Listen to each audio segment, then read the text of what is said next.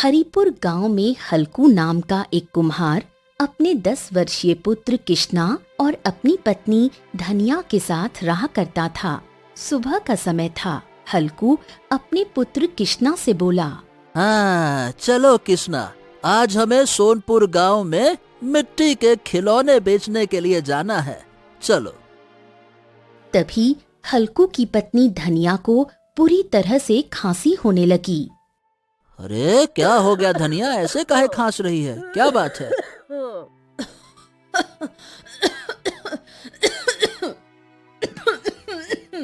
क्या बताऊं, ये खांसी तो मेरा पीछा ही नहीं छोड़ रही।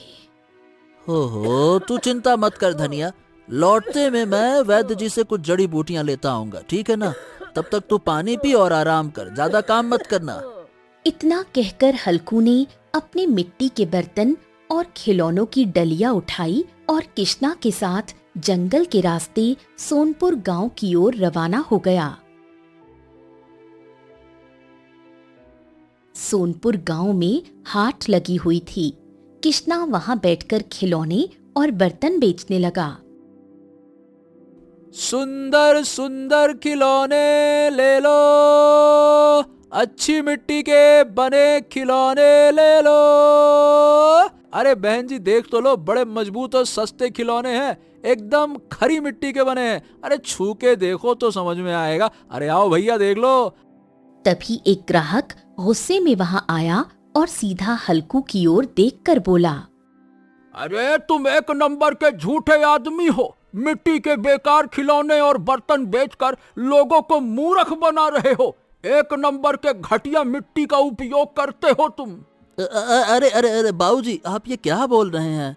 बिल्कुल सही कह रहा हूँ। कल तुमसे जो खिलौने लेकर गया था, घर जाते ही टूट गए। ये देखो, ये लेकर आया हूँ मैं। सीधी बात है, मुझे मेरे पैसे वापस करो, लाओ। हल्कू ने चुपचाप उसके पैसे वापस कर दिए। अरे मेरे भाइयों, मेरी बात गौर से सुनो। इस कुम्हार से तुम कुछ मत खरीदना। इसके खिलौने बहुत ही घटिया मिट्टी के बने होते हैं। अरे हाथ में लेते ही टूट जाते हैं। और बच्चों का क्या है, बच्चे तो उठा पटक करते ही है ना। ये लोगों को मूर्ख बनाता है। बच्चों के खिलौने बेकार है। इतना कहकर वो व्यक्ति वहां से चला गया।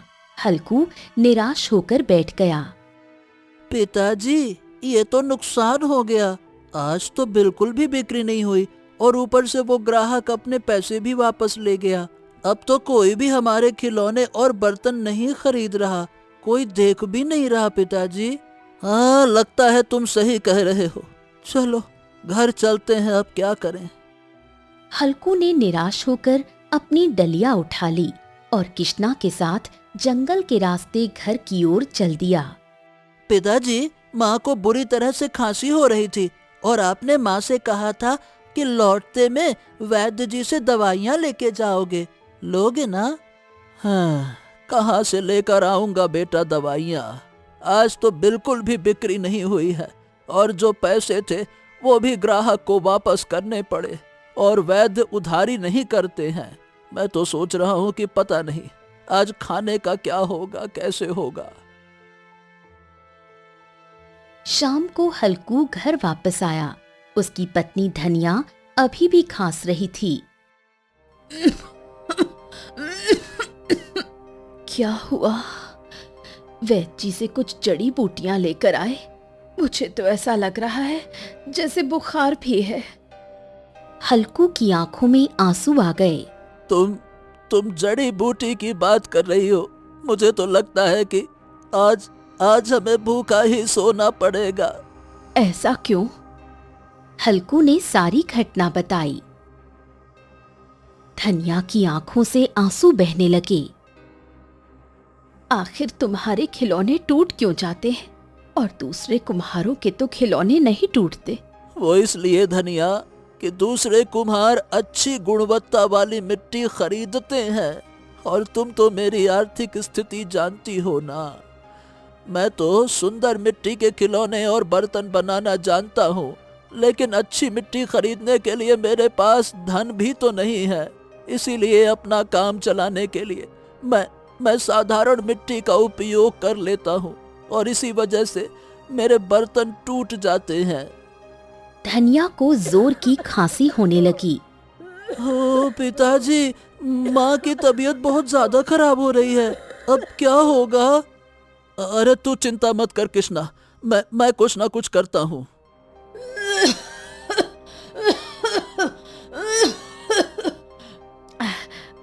मेरी चिंता मत कीजिए।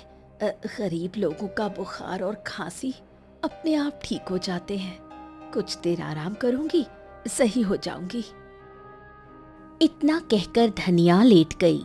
हल्कू गहरी सोच में डूब गया। सोचते सोचते आधी रात हो गई। अचानक हल्कू खड़ा हो गया। चल कृष्णा। कहाँ पिताजी? जमींदार के खेत से मिट्टी लेकर आते हैं। उसके खेत की मिट्टी अच्छी है, उससे बर्तन बड़े मजबूत बनेंगे। हम दोनों रात भर मिलकर बर्तन बनाएंगे और फिर कल सुबह दूसरे गांव में बेच कर आएंगे। कुछ आमदनी होगी तो कुछ खाने को भी होगा और तेरी माँ के लिए दवाई भी आ जाएगी, समझा? चल बेटा। कृष्णा की आंखों में चमक आ गई। वो धीरे से उठा और अपनी माँ की ओर देखा, जो सो रही थी।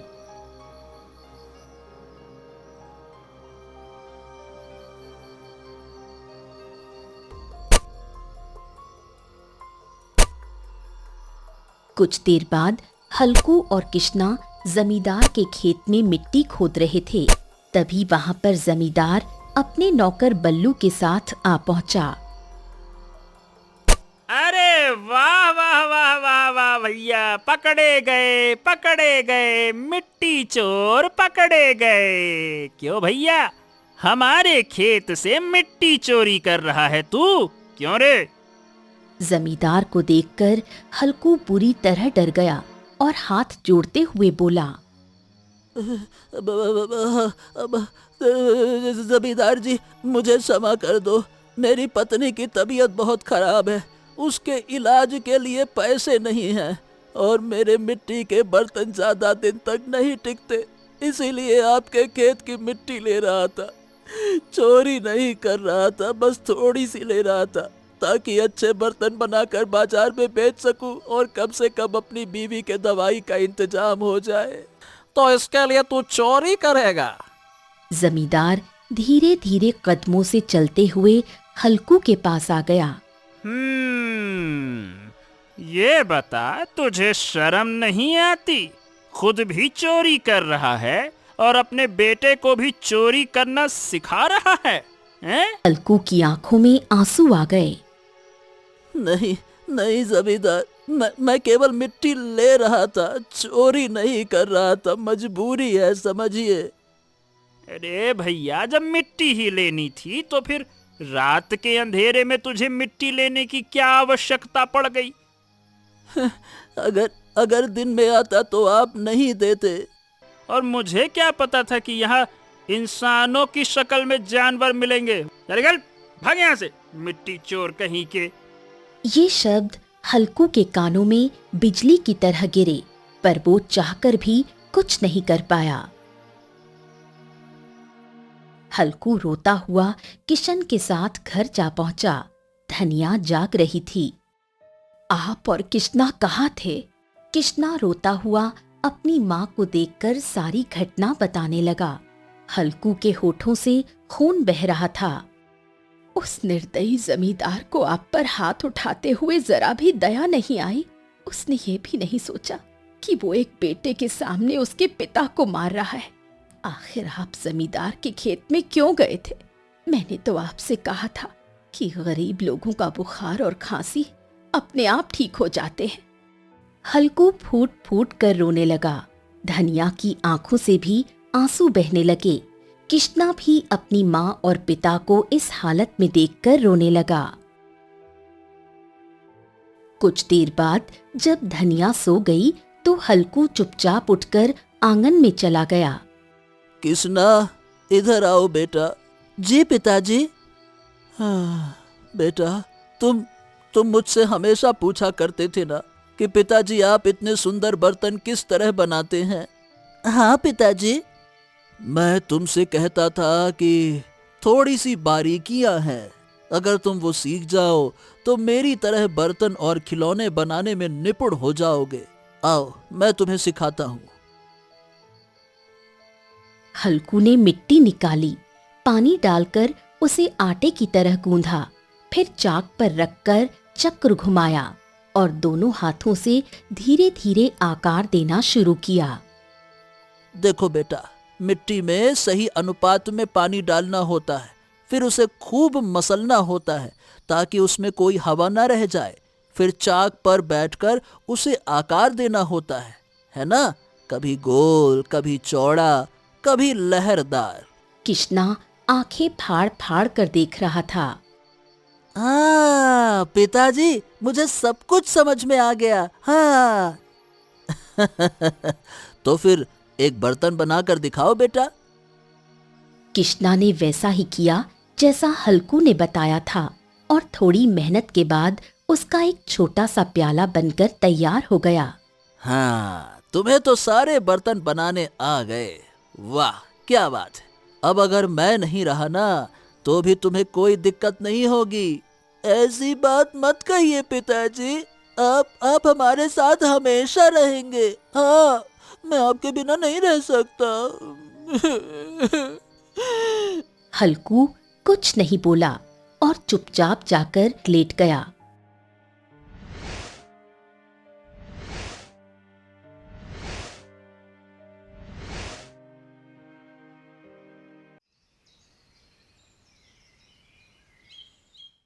अगली सुबह जब धनिया उठी तो देखा कि हल्कू अब बहुत दूर जा चुका था।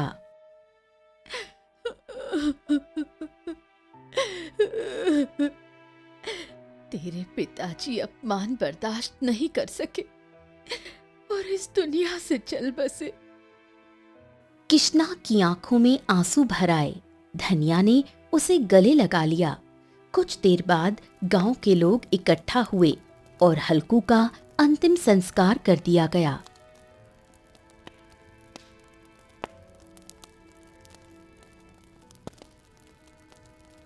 अब पूरे परिवार की जिम्मेदारी 10 वर्षीय कृष्णा के कंधों पर आ गई। कृष्णा अब रोज मिट्टी के खिलौने और बर्तन बनाता और गांव-गांव जाकर बेचता। धीरे धीरे उसके हाथों में वही सफाई और कलाकारी आ गई जो उसके पिता हल्कू के हाथों में थी। समय ऐसे ही बीतता गया और देखते ही देखते 10 वर्ष बीत गए। कृष्णा अब 20 वर्ष का एक सुंदर नौजवान बन चुका था। वो बर्तन बनाकर बेचने जा रहा था कि तभी उसकी माँ धनिया वहाँ आ गई।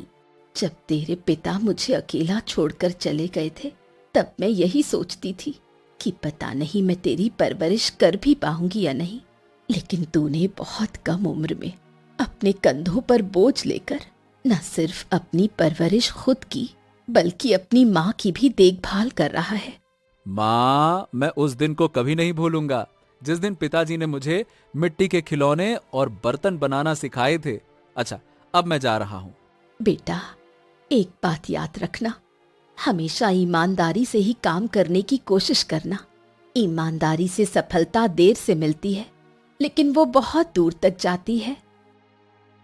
कृष्णा मुस्कुराया और चुपचाप दूसरे गांव की ओर रवाना हो गया। वहां पहुंचकर वो बर्तन बेचने लगा। सुंदर सुंदर बर्तन ले लो, टिकाऊ बर्तन ले लो, बच्चों के खिलौने भी, घर के काम के बर्तन भी। बहन जी दिखा दूं क्या? एक तो देख लो। अरे हाथ में पकड़ के ही देख लो, मत लेना। कुछ देर बाद एक व्यापारी कृष्णा के पास आया। अरे बस बस भैया, रुको रुको रुको। ए कृष्णा भैया, सही बताएं, तुम्हारे बर्तन तो बड़े ही सुंदर होते हैं, बस एक ही खराबी है। दिक्कत यह है कि ये बड़ी जल्दी टूट जाते हैं। हाँ, इस बात को तो मैं अच्छी तरह से जानता हूँ और अच्छी गुणवत्ता की मिट्टी ना मिलने की वजह से ही अब तक मैं इतना पीछे हूँ। क्या करूँ समझ नहीं आता। अच्छा मेरी बात सुनो, मैं तुमको बताता हूँ। देखो, प्रीतमपुर राज्य में एक बड़ा मेला लगा हुआ है और मुझे बहुत सारे बर्तन खरीदने का वहां के मुखिया की तरफ से आदेश मिला है। ए कृष्णा, मुझे तुम्हारे बर्तन बनाने का ना तरीका बहुत ही ज्यादा प्रभावित करता है। क्या गजब बनाते हो एकदम, मतलब ऐसा लगता है कि नक्काशी नुमा बना दिया है तुमने। सुनो, अगर तुम ऐसे बर्तन बनाकर मुझे दे सकते हो जो मजबूत और टिकाऊ हो, तो मैं तुम्हें सारा का सारा ठेका दे दूंगा। तुमको भी आमदनी, हमको भी फायदा। क्या कहते हो? ये सुनकर किश्ना चौंक गया और गहरी सोच में डूब गया। हाँ, तो अच्छे से सोच लो किश्ना, ये पहली बार नहीं है। कम से कम 50 स्वर्ण मुद्राओं का तो शुद्ध लाभ होगा। अब मुझे नहीं लगता कि इतनी मुद्राएं तुम कभी जीवन भर बर्तन खिलौने बेचकर भी कमा सकते हो। ये सुनहरा मौका है। ऐसे मौके बार बार नहीं आते, क्योंकि तुम जो भी बर्तन बनाओगे ना, गांव का मुखिया उन सारे बर्तनों को राज्य के राजा को भेंट करेगा। तब अगर तुम अच्छी गुणवत्ता की मिट्टी के मजबूत और टिकाऊ बर्तन और खिलौने बना सकते हो ना, तो ही बोलना। हाँ, वहां बेइज्जती न करवा देना। हाँ, ठीक है, ठीक है। मैं आपको कल अच्छी मिट्टी की गुणवत्ता वाले बर्तन और खिलौने के कुछ नमूने देता हूं। अगर वो नमूने आपको पसंद आए तो फिर आप हमको सारा का सारा ठेका दे देना। ये बात तय रही? अरे 100% तय रही। मैं तुम्हें ही दे दूंगा। भैया, कमाल बनाते हो तुम। बस तुम ये टूटने वाला मामला सही कर लो। पर हाँ, देखो भाई, तुम्हें ये दावा करना होगा और वचन देना होगा कि जो तुम हमको दिखाओगे अच्छी गुणवत्ता वाली मिट्टी के नमूने, सारा का सारा माल उसी मिट्टी का होगा। ऐसा नहीं कि दिखाए कुछ और निकला कुछ और, है ना? ऐसा नहीं होगा। ईमानदारी से काम करते हैं। मंजूर है, वचन दिया आपको। व्यापारी वहां से चला गया। कुछ देर बाद किश्ना अपने घर पर आया और दिमागी उलझनों में डूब गया। हाँ, बचपन से लेकर आज तक केवल गरीबी ही गरीबी देखी है। आज मौका मिला है। मैं किसी भी कीमत पर इस मौके को गंवाना नहीं चाहता, लेकिन समझ नहीं आता कि अच्छी गुणवत्ता की मिट्टी लाऊं तो लाऊं कहां से। तभी वहां पर किश्ना की मां धनिया आ गई। क्या हो गया किश्ना, तुम क्या सोच रहे हो? अब नहीं नहीं, कुछ नहीं माँ, बस हाँ, थोड़ी सी थकान हो गई तो वही थोड़ा शांत बैठा था। किश्ना ने अपनी मां को कुछ नहीं बताया। जब मां गहरी नींद में सो गई, किश्ना चुपचाप उठा और सीधा जमींदार के खेत की ओर चला गया। जमींदार के खेत में सन्नाटा पसरा हुआ था। किश्ना इधर उधर देखने लगा। हाँ, वैसे तो मैं इसके खेत की मिट्टी चुराना नहीं चाहता, लेकिन क्या करूं? मुझे किसी भी कीमत पर कल ग्राहक को अच्छी गुणवत्ता के मिट्टी के बर्तन और खिलौनों के नमूने देने होंगे, नहीं तो मेरे हाथ से एक बहुत बड़ा ठेका निकल जाएगा। फिर पता नहीं जीवन में ऐसा मौका दोबारा मिले ना मिले। नहीं नहीं नहीं, कुछ ना कुछ तो करना होगा। ले ही लेता हूं। हाँ,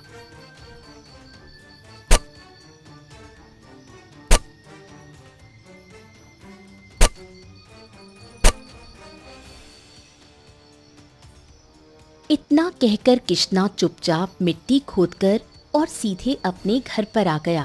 पूरी रात वो मिट्टी के खिलौने और बर्तन बनाने में लगा रहा।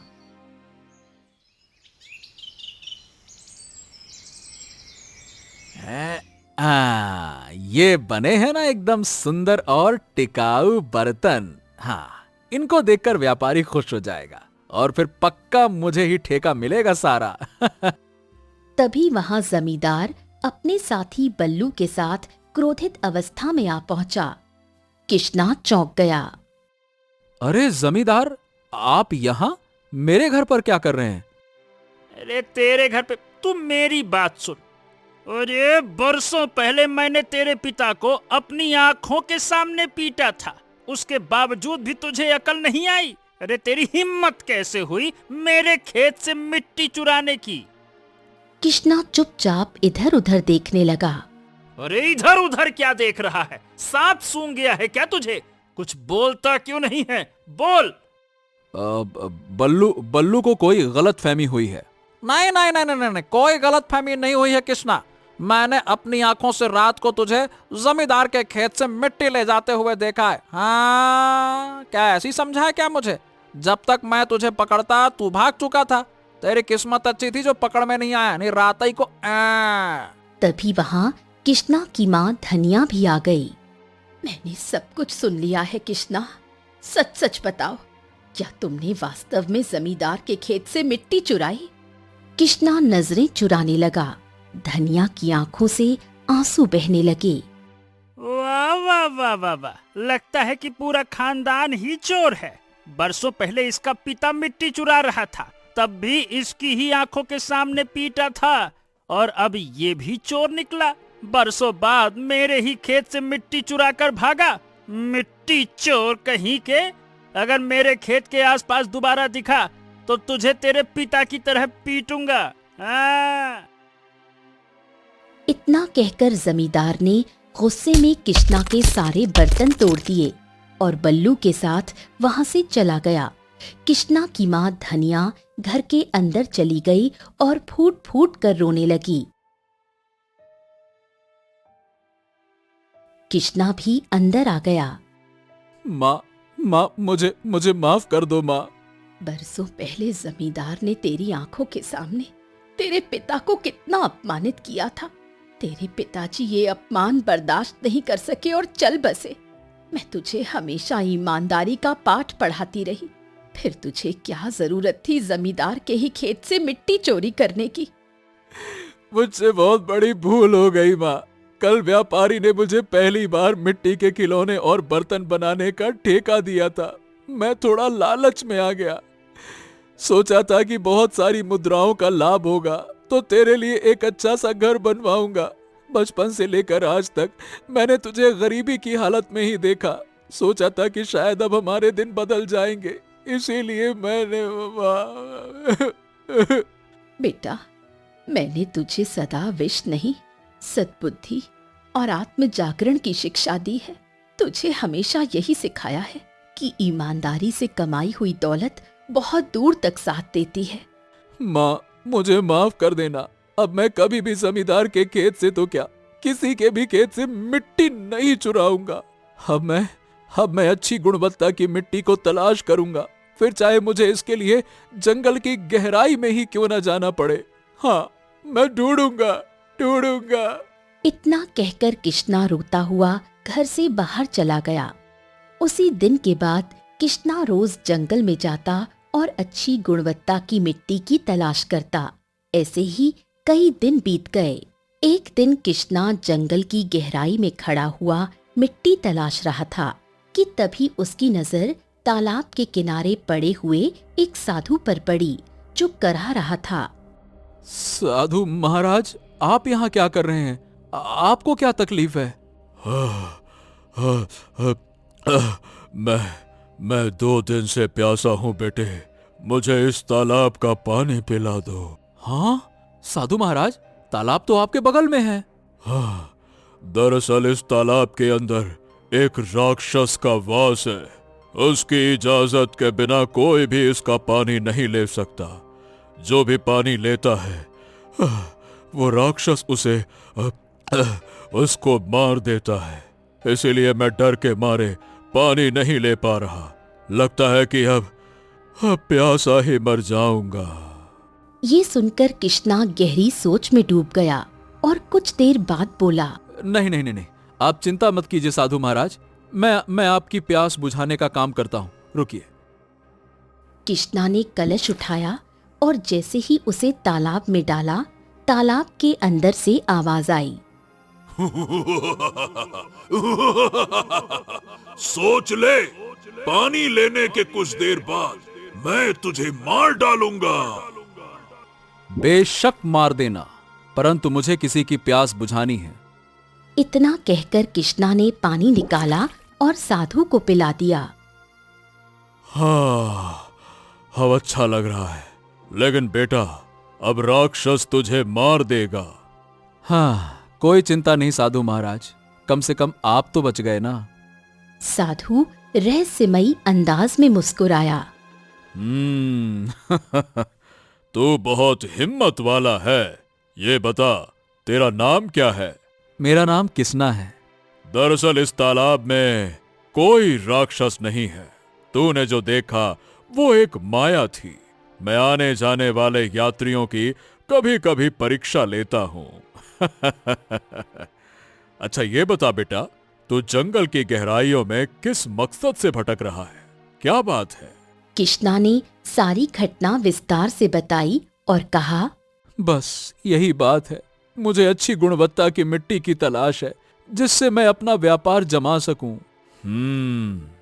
मेरी बात ध्यान से सुन। यहां से सीधी दिशा में चला जा, वहां पर तुझे एक मिट्टी का ढेर मिलेगा।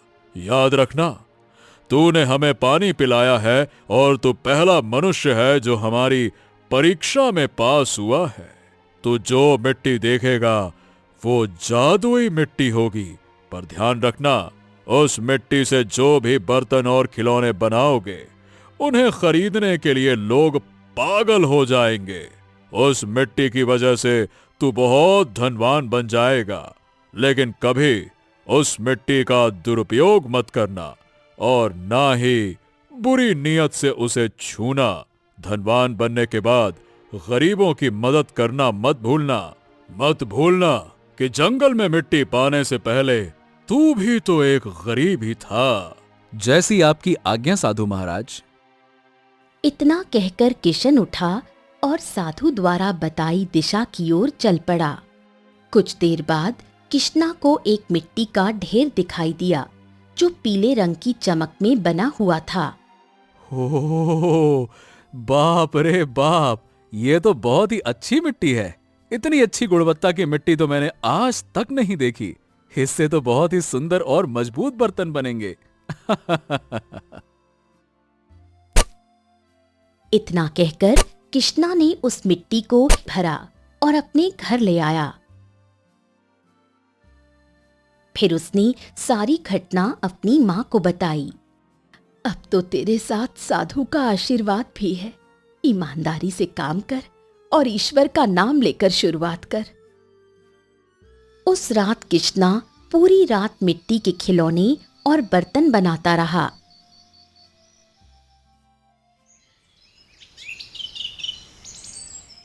अगली सुबह किशना मिट्टी के खिलौनों को लेकर दूसरे गांव चला गया और वहां की गलियों में आवाज लगाने लगा। आ गया आ गया आ गया, मजबूत मिट्टी से बने मजबूत खिलौने, सुंदर खिलौने ले लो। तभी वहां वही व्यापारी आ गया जो किशना को ठेका देने वाला था। व्यापारी ने किशना को देखा तो चौंक गया। अरे किशना, अरे भाई, मैं उस दिन तुम्हारा कितना इंतजार करता रहा, तुम आए ही नहीं। हाँ, क्या कहूँ सेठ जी, अच्छी गुणवत्ता की मिट्टी का इंतजाम नहीं हो पाया था, इसलिए आ नहीं पाया। माफी चाहूंगा उस दिन के लिए। व्यापारी ने तुरंत किशना के मिट्टी के बर्तन और खिलौने देखे। अरे वाह वाह वाह वाह वाह, ये तो तुम्हारे बहुत ही मजबूत और बहुत ही सुंदर बर्तन है। वाह, इनकी गुणवत्ता तो एकदम उच्च कोटि की, मतलब काफी अच्छी है। अगर तुम इसी मिट्टी के और भी अच्छे खिलौने और बर्तन दे सकते हो तो मैं सारा का सारा ठेका अभी भी तुमको देने के लिए तैयार हूं। बताओ। अच्छा ठीक है, मैं तैयार हूं। मैं ऐसे ही बर्तन लेकर आऊंगा, इतने ही मजबूत। व्यापारी ने किशना को बहुत सारी स्वर्ण मुद्राएं दी। याद रखना, तुम्हें 1 हफ्ते के अंदर 1000 मिट्टी के बर्तन तैयार करने होंगे। क्या? इतने ढेर सारे बर्तन मैं 1 हफ्ते में कैसे बनाऊंगा? अरे भाई देखो, मुझे उससे मतलब नहीं है। मैं 1 हफ्ते बाद आऊंगा और तुम्हें उन 1000 मिट्टी के बर्तनों की 50 स्वर्ण मुद्राएं दे जाऊंगा और सारे बर्तन ले जाऊंगा। ये मौका मैं केवल तुम्हें दे रहा हूं, वरना और भी कुम्हार मेरे आगे पीछे लगे हुए हैं, लल्लो चप्पो कर रहे हैं। बताओ भाई। इतना कहकर वो व्यापारी चुपचाप वहां से चला गया। किशना सीधा अपने घर पहुंचा और अपनी माँ को व्यापारी की पूरी घटना बताई। ईश्वर का नाम लेकर बर्तन बनाना प्रारंभ कर दे बेटा, जो होगा देखा जाएगा। मेहनत में कोई कसर मत छोड़। किशना उसी दिन से दिन रात मेहनत में जुट गया। वो मिट्टी के खिलौने और बर्तन लगातार बनाता रहा। ऐसे ही 3 दिन बीत गए। किशना ने जब गिनती की तो देखा कि केवल 100 बर्तन ही बने हैं। हे भगवान, केवल 100 बर्तन बने हैं और 4 ही दिन शेष बचे हैं। अरे कैसे बनाऊं 1000 बर्तन, कुछ समझ नहीं आ रहा। किशना गहरी सोच में बर्तनों के पास ही बैठा और बैठे बैठे वहीं सो गया। आधी रात के समय अचानक कृष्णा की आंख खुल गई।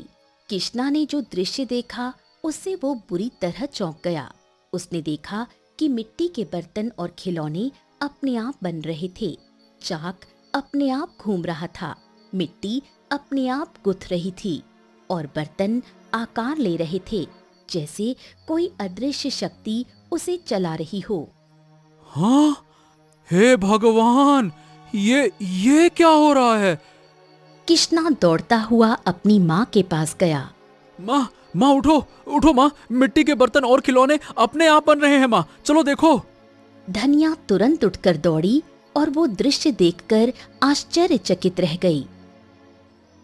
ये तो बड़ा ही आश्चर्यजनक नजारा है, ऐसा कैसे हो सकता है? ओह, इसका मतलब साधु महाराज सच कह रहे थे माँ। ये मिट्टी जादुई है, जादुई। उसी की वजह से बर्तन अपने आप बन रहे हैं, देखो। देखा तूने बेटा, ईमानदारी के फल का नतीजा।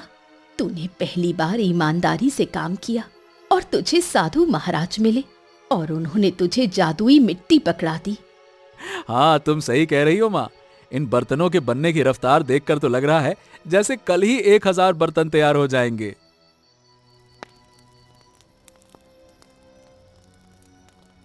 और कृष्णा ने सही कहा था। तय समय के अंदर कृष्णा के 1000 बर्तन बनकर तैयार हो गए। 4 दिन बाद जब व्यापारी आया तो बर्तन देखकर वो चौंक गया। अरे वाह वाह वाह वाह वाह, क्या बात है कृष्णा। मुझे तो विश्वास ही नहीं हो रहा कि तुमने 1000 बर्तन इतने कम समय में बना लिए। मैं तो सोच रहा था कि तुम मुझसे कुछ और समय मांगोगे, लेकिन तुमने तो कमाल कर दिया भैया। कृष्णा मुस्कुरा दिया। व्यापारी ने तुरंत 50 स्वर्ण मुद्राएं कृष्णा को दी। अच्छा कृष्णा, सुनो, आज से बेटा मैं तुम्हारे ही बर्तन और खिलौने बनवाकर व्यापार करूंगा, है ना? व्यापारी बर्तन लेकर प्रसन्न होकर चला गया। उस दिन के बाद कृष्णा के दिन फिरने लगे। देखते ही देखते कृष्णा के टूटे फूटे घर की जगह एक आलीशान हवेली बन गई। कृष्णा आसपास के इलाकों में सबसे बड़ा कुम्हार बन गया। उसका नाम, मान और सम्मान बढ़ने लगा और यही बात जमींदार को बिल्कुल भी पसंद नहीं आई। जमींदार क्रोधित अवस्था में अपने साथी बल्लू से बोला, ओहो, मेरी तो समझ में नहीं आ रहा कि ये ससुरा कृष्णा, ये रातों रात इसकी किस्मत कैसे बदल गई। ये इतना धनवान कैसे बन गया? अरे बल्लू। अरे जमींदार जी, केवल इतना ही नहीं, जब से कृष्णा धनवान बना है तब से वो गांव के लोगों की दोनों हाथों से मदद कर रहा है। अरे मुझको तो कोई और ही चक्कर लगता है रे बल्लू। मुझे लगता था कि केवल मेरे ही खेत की मिट्टी बहुत ज्यादा अच्छी है, लेकिन कृष्णा की मिट्टी के बने हुए खिलौनों और बर्तनों की हर तरफ प्रशंसा हो रही है। आखिरकार वो इतनी अच्छी गुणवत्ता वाली मिट्टी लाया कहां से? अरे आप चिंता ना करें साहब, मैं बहुत जल्द पता लगा लूंगा। हम उस पर नजर रखेंगे, पता चल जाएगा। ये कहीं न पते की बात। देर किस बात की है? आज रात ही हम दोनों कृष्णा के घर पर नजर रखेंगे। जमींदार और बल्लू आधी रात के समय कृष्णा की हवेली में, लेकिन सामने का दृश्य देखकर वो चौंक गए। उन्होंने देखा कि कृष्णा एक तरफ बैठा हुआ था और मिट्टी के बर्तन अपने आप बन रहे थे। मैंने जो देखा वो सत्य है। हाँ जमींदार जी, सत्य है। मिट्टी के खिलौने और बर्तन अपने आप बन रहे हैं। भला यह कैसे संभव हो सकता है? इसका मतलब ये हुआ कि इसके हाथ कोई जादुई मिट्टी लगी है, और ये मिट्टी तो हमारे पास होनी चाहिए ना। उस ससुरे गरीब के पास कैसे पहुंच गई? बिल्कुल सही कह रहे जमींदार, इस तरह से तो हम बहुत ज्यादा धनवान बन जाएंगे। ये बता, तलवार साथ में लाया है कि नहीं? हाँ हाँ बिल्कुल, ये लीजिए। जमींदार ने तलवार पकड़ ली और दोनों दौड़ते हुए कृष्णा के सामने आ गए। अरे तुम मेरी हवेली में क्या कर रहे हो जमींदार? अरे तू मत भूल रे, मैं इस गांव का जमींदार हूँ, जमींदार। तू चाहे कितना भी अमीर क्यों ना बन जाए, लेकिन मेरे सामने तू एक मामूली कुम्हार ही रहेगा, समझा? अपनी जबान को लगाम दो जमींदार, और यहाँ से चुपचाप निकल जाओ। अब मैं वो गरीब किस्ना नहीं रहा। जमींदार ने तुरंत किश्ना की गर्दन पर तलवार रख दी। सीधी तरह से ये बता, जादुई मिट्टी कहाँ से लेकर आया है? उसके बाद इसे पकड़कर हवेली ले चलेंगे, ये अपने आप उगल देगा। जमींदार ने तलवार हटाई और जैसे ही उसने मिट्टी को स्पर्श किया, मिट्टी से रंग बिरंगे कणों से एक सुंदर पुरुष प्रकट हो गया। उसे देखकर जमींदार और बल्लू बुरी तरह डर गए और किश्ना भी चौंक गया। तभी किश्ना की माँ की भी आंख खुल गई और वो बाहर आ गई। तुमने बुरी नीयत से इस मिट्टी को स्पर्श किया है। क्या तुम जानते हो ऐसा करने से क्या हो सकता है? तुम में से कोई नहीं बचेगा। मैं जानता हूं कि परसों पहले तुमने एक छोटी सी चोरी के आरोप में किश्ना के पिता को बड़ी बेदर्दी से मारा था। वो बेचारा अपमान बर्दाश्त नहीं कर सका और चल बसा। अब जब किश्ना ईमानदारी से अपना काम कर रहा है तो तुम्हें उसकी सफलता अच्छी नहीं लग रही। में वो दोनों जलकर राख हो गए। अगले ही पल वो सुंदर पुरुष साधु में परिवर्तित हो गया, वही साधु जो किश्ना को जंगल में मिला था। अरे साधु महाराज, आप तो वही है ना जो मुझे जंगल में मिले थे? हाँ, मैं कोई और नहीं, मैं बल्कि जंगल का देवता हूँ। साधु के भेष में जंगल में रहता हूँ। ये जादुई मिट्टी मैं केवल उन मनुष्यों को देता हूँ जिनके मन में दूसरों के प्रति प्रेम होता है और जिनका मन लालच से मुक्त होता है। जमींदार और बल्लू तुम्हारी जान के दुश्मन बन चुके थे, इसीलिए वो अपने अंजाम तक पहुंच गए हैं। बुरे का अंजाम बुरा ही होता है, याद रखना। गरीबों की मदद करते रहना और मन में कभी लालच मत आने देना। जिस दिन तुम्हारे अंदर से ये दोनों बातें समाप्त हो जाएंगी, ये जादुई मिट्टी साधारण बन जाएगी। इतना कहकर साधु रंग बिरंगे कणों में विलीन हो गया। जादुई मिट्टी की वजह से किश्ना गांव का सबसे प्रसिद्ध और परोपकारी व्यक्ति बन गया। पर सबसे बड़ी बात, उसने कभी भी अपने मन में घमंड या लालच को नहीं आने दिया।